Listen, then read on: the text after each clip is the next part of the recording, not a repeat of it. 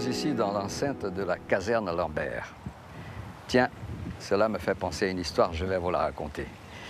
Les bâtiments que vous voyez là étaient construits dans une période très difficile. C'était la période de l'abolition de l'esclavage, entre 1846 et 1849.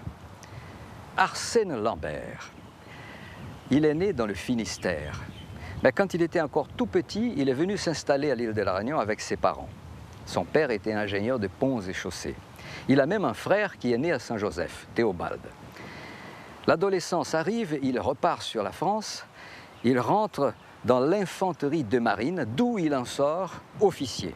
Il est envoyé sur le Sénégal, en Afrique, où il rend des services très importants à la patrie. Il a été médaillé à l'âge de 26 ans. Quelques années plus tard, il est envoyé à l'île de la Réunion. Et en 1869, en fin d'année, il rentre sur la métropole juste quand le conflit avec la Prusse démarre. La ville de Bazeilles venait d'être prise par les hommes de von der Thann. Les militaires français reçoivent l'ordre de la reprendre. Et voilà Arsène Lambert à la tête d'une trentaine d'hommes seulement.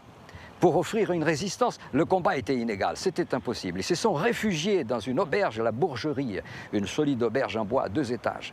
Ils se positionnent près d'une fenêtre. Et encore une fois, il faut dire, le combat était inégal. Le bâtiment était criblé des balles, des bombes. Il y avait des morts parmi les résistants français.